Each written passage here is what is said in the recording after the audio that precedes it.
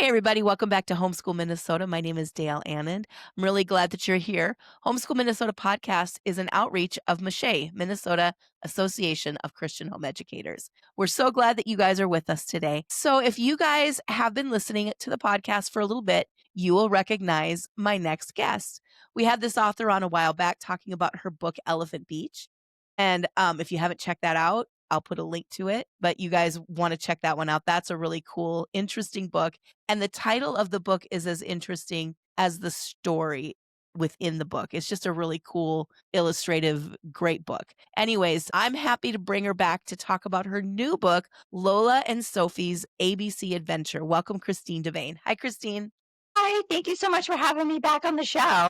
I'm so glad that you're here talking about Lola and Sophie and what they do with in their little world of ABCs.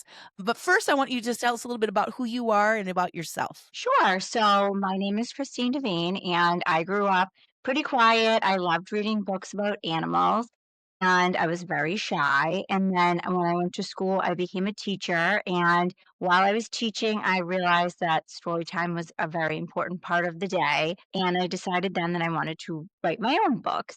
And I was inspired to write Elephant Beach by my childhood and being shy, and also all the shy kids in my class. I wanted to make them feel seen. So I wrote a book about a little girl at the beach that's shy, and I included elephants because they're my favorite animals. And since then, I've been inspired to write different books. And this book, Lola and Sophie's ABC Adventure, was inspired by my children and also my dogs. Yeah, this book is cool because the two main characters are two dogs who you know. So tell us about them. So the two dogs actually never met in real life because Lola was a dog that I had when I was younger. She was a very small chihuahua. She was full of personality. She loved her jacket, her clothes, her outfit, and she was very dainty. She just wanted to be picked up. She would sit in the same spot on the couch, and she was a very easy little dog. She unfortunately passed away in 2017. And then a year later, with my husband, we adopted Sophie. And Sophie came from Texas, and she came from a wonderful group called Animal Rescue Kingdom. And what they do is they go to shelters in Texas that are overfilled with animals. And unfortunately, a lot of times they have to euthanize even healthy animals because they Yeah, don't have spots for them. It's absolutely terrible. so So sad. this wonderful, and they go in and they save dogs, and then they drive them on a truck from Texas to Rhode Island. So we picked up Sophie in Rhode Island, and we've had her. She just turned 8, and she's a funny little dog because she is full of energy and she is a little mischievous. So sometimes she gets herself into trouble. But we got her before I had all of my kids, and she's been wonderful with my children. They love her. My daughter wants her to come in the car every time we go anywhere. Where's Sophie? Is Sophie coming with us? Oh, Where's Sophie? So the two dogs are very different. So although they never met, I thought that it would be funny to do a book including both of them because their personalities are different. But at the end of the day, they are two very lovable dogs. I love that. I'm gonna put a link to Texas Animal is it Texas Animal Kingdom? It's Animal Rescue Kingdom. Animal Rescue Kingdom. I'm gonna put a link to that in this podcast because, you never know who's listening and is like, "I would love to be able to get a dog from something like that." And so, yeah, we love that. We love the adoption of animals, you guys. It's a good thing. You need to get, yeah. Anyway, that's not what this story is about. Kind of it is though. It starts out where they're in an animal shelter and they get rescued. And so, first of all, let's talk about the target audience of this book. It's an ABC book. So tell us a little bit about who you were thinking about when you were writing this. So I was actually thinking about my own children because they love alphabet books. So my kids are 2, 4, and 6, and they're all learning the alphabet. They're at different stages. My son that's 6 is starting to read. My other son is starting to read a little bit too, and my daughter's too. But Yeah. they all love reading the alphabet, and we have read a lot of car, truck, vehicle alphabet books. So I decided I wanted to write my own alphabet book because I saw how happy it made them to recognize the letters. And also, it's a great skill to be able to teach them how to read in the beginning stages while also showing them a story. So I think the target age is anywhere from as young as 1, 2 to all the way up to 6, 7, 8. My son that's 6 enjoys reading the book. He's in 1st grade. So anywhere in that range. Yeah, yeah, I love that. I think, one of the things that I know, if I know people, that they're gonna be thinking is, "Oh, another ABC book. Do we really need another ABC book?" And I'm gonna argue, yes. We do. And here's why, because we got to remember who our target audience is. And that's why I asked you about your target audience. We know that preschoolers and children who are young learn through repetition and stories. That's how they learn the best. Any chance you can give them all different kinds of books that are teaching the same basic skills is a good thing because you never know what's going to cause that to click in their minds and they grasp onto that concept. And I would be willing to bet that your kids, because Lola and Sophie are familiar, or at least Sophie is familiar to them, that they would grab onto that quicker because they love Sophie, right? Yeah. Yeah. And so other children who have dogs are going to understand, well, my dog does that because talk a little bit about the adventures that they go through in the book. They're very familiar for dog owners. Yes. Yes, so the book goes through just regular adventures that dogs have with a little bit of a twist. I mean, they go to the vet, which is very important. It shows them going to the vet, getting x-rays, it shows them taking naps, but it also shows some funny things like them at the beach and Sophie swimming underwater. And then Sophie does get herself into trouble in the book. And there's one point where she has to be rescued. She didn't actually have to be rescued from a roof, but we've had experiences with her escaping. Over the summer, we rented a beach house and we were at the beach, and all of a sudden, my husband goes, Sophie, and she had ripped a hole in the screen of the rental and jumped out the window probably 7, 8 feet, and then she went to the end of the street and she found us at the beach. So Wow. she does get herself into trouble. So that's why I wanted to include a character that's a little mischievous in the book, and she does need to be rescued at one point. But yeah, the book goes through just things that regular dogs go through, taking tubs, brushing their teeth, visiting the vet, and then there's just a couple silly things like eating ice cream and things like that. Yeah. I think that the cool thing about a book like this too is that if you're somebody who is maybe over Christmas, you're thinking of getting a puppy for your kids or, you're thinking of getting a pet or whatever, having a book like this, not only does it teach them the ABCs, but how to take care of that pet. What does it take to take care of them? Um, different things like that. Tell us a little bit about your experience. I like how it's written. The back part of the story is written as if the dogs are writing about you. Yeah, oh, yes. Yeah. Can you talk a little bit? I just think that's so clever and so cute. Talk a little bit about that. I just wanted something different about the author, so I thought it would be funny to have it written from Sophie's perspective. So that's what I did at the end instead of just giving my bio the normal, regular way. It's Yeah. written as if Sophie wrote it. I love that. That's so good. What are some things that, when you're as a young, you were a you well, you are a teacher. I mean, you're a parent, you're a teacher. That's what you do. We all know that parents are teachers. Teaching kids the fundamentals of the alphabet and, I'm in our state, and I'm not sure what your state is like, but in our state right now, they're finding that there's a lot of holes in children's education as far as reading goes and that by third grade, less than 50%, I think it's even less than 40%, but I'm not going to say it that way because I'm not 100% sure. But I know it's less than 50% of children are reading at grade level. And a lot of that has to do with not getting the fundamentals. What can parents do? And what do you see as something that's imperative to teaching kids fundamentals like the alphabet, like the sounds, and different things like that? What is their responsibility as parents? And we're talking to homeschool families a lot, so they already get that.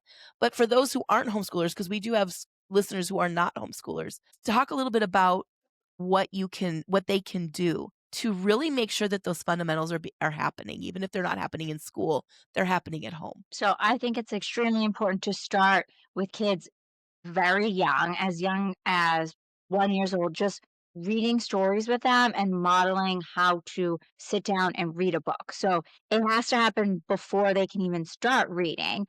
And my daughter's 2, she obviously cannot read, but she sits down, she pretends to read. She opens the book, she looks at the pictures, but I think that it's important to start at a young age because now she likes to look at books. She sits down with a pile of books. She pretends to read books.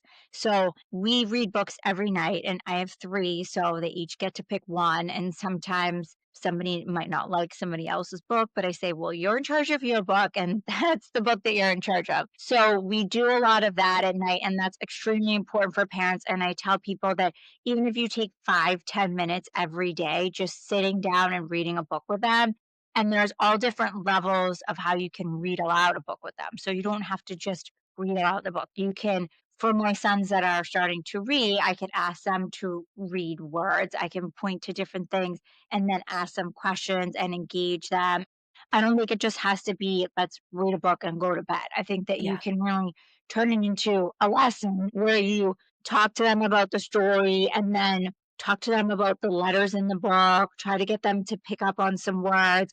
I know that before my kids were even starting to read and they were just learning the alphabet, they would say, "Oh, there's an N for my name or a J for my name." And they would like to point to the letters in the book that were in their name. So we started very young with them. And I think that it's really important because now they know that every night we read books together and my son can read some of it on his own. And I think that it's just important for parents to do at home because there's only so much that teachers can do with them Yes. at school. I think parents need to take a little responsibility and do some of it at home with them. But I would start as young as 1. I've even had people bring babies to the read alouds, and I think that's great because it's just getting them used to sitting and looking at a story. So just modeling how to look at a book and flip through the pages, that's important, and that's the very first step. And it's funny to see my daughter walking around because she will walk around and sit there and flip the pages of the book and point to them, and she's heard it so many times that she knows what's going on, so she'll Yeah. point to the pictures and say what's going on. But I think that it's just so important to do that at a young age. Yeah. And, I know that a lot of families also look at, like, screen time. Can you talk a little bit about screen time in the early years and what are some suggestions that you have for screen time in the early years? So I know that some people have longer amounts of screen time, less amounts of screen time. I try to limit the screen time. My kids did have tablets and they were getting a little too crazy about them over the summer. So now they have to do their homework, eat, take a tab, and then I give them maybe 10, 15 minutes. I cut it short because they were almost getting addicted to them. And they said, Yeah. we want them, we want, and so I said, "Okay, you know what, we gotta cut it down." I know some people give it to them because it's just easy, and I think that as easy as it is, it does cause problems, and it's not good, and I am guilty of it myself because over the summer, they're Yeah. home, and I'm saying, "Hey, I'm gonna do some laundry. Here, go on the tablets," but then it turned into a little bit of a nightmare and a little bit of an addiction even though they're Doesn't take small, long. so no, it does not, and all those stories that you read about how it does turn into an addiction, it really Yeah. does. So I have timers on mine, and I do not let them on it for more than 10, 15 minutes, and even when we go to restaurants, sometimes people put the screen times on, and I bring coloring books, I try to bring activities for them to do to try to take them away from the screens. I know it's an easy fix, but it's Yeah. not always gonna have an easy outcome, and I saw it with my own children. It was only a couple of weeks, and I said, "Okay, this is can't be happening." So I think for families, doing screen time is okay as long as you limit it, and I think you obviously have to watch them. I mean, I would give my kids my computer and put Thomas the Train on and go to change the laundry and come back, and my son was watching some crazy thing where Thomas the Train was trying to kill the trains and stuff like that. So definitely has to be monitored. And I say small amounts, small doses. That's what I do with my kids because sometimes they get carried away. And I don't give them my computer anymore because they're looking up things. And it does not take long to go from Thomas the Train, a nice video, Mhm. to Thomas the Train, a crazy video. Yeah.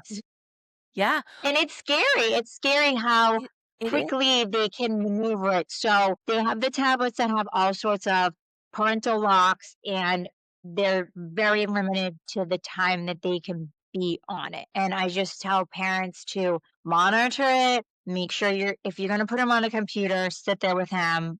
I don't suggest the YouTube route because they go to crazy things. And it really should not be something that you should do as a fix.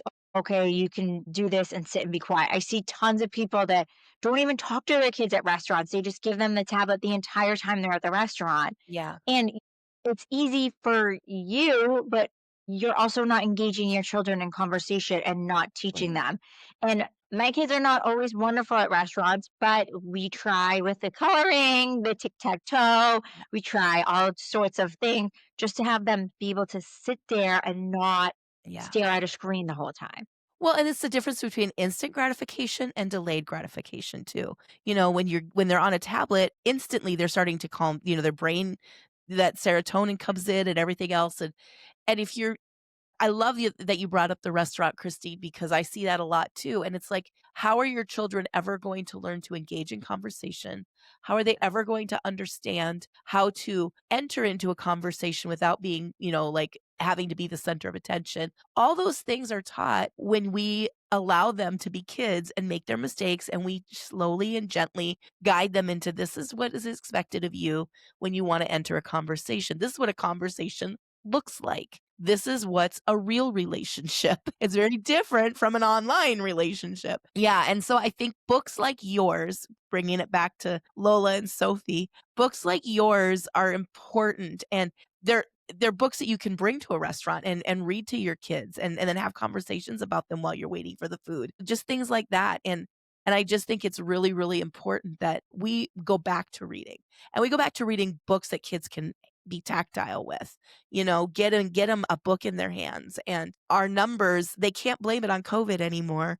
It's been a few years now. And so we have to do better as parents, I think, to really work with our children and their fundamentals and getting that into them. Yeah, because like you said, teachers can only do so much in a day. Exactly. And it doesn't take long to sit and read with your kids. Or I take my kids to the library all the time. I think the library is a wonderful place It because is. they can pick out all their books and they have their little book bag.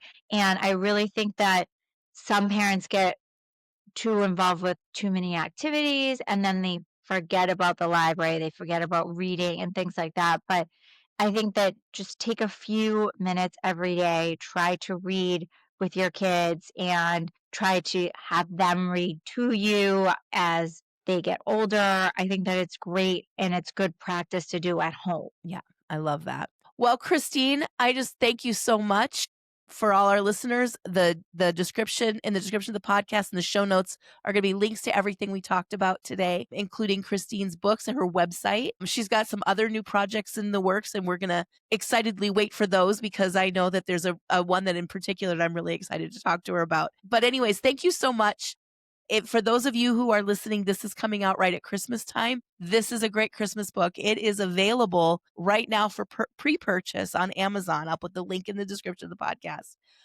It comes out December 5th is the day that it is released officially. So you will have an opportunity to buy this and get it in get it under the tree. I talk about it all the time. Iceland's Christmas tradition, guys. Christmas Eve, everybody gets a book and they spend the evening just as a family, snuggled in, reading, enjoying their evening together quietly, welcoming in the Christmas season. So this is a great opportunity. And if you're looking for books for that advent calendar that some of you are doing, where you buy books for every single day leading up to Christmas, this is a good one to put in there. Anyways, thank you so much, Christine, for everything that you're doing. Thank you so much for having me on today. Yep. You have a great day, and we'll talk to y'all later. Thanks for joining us.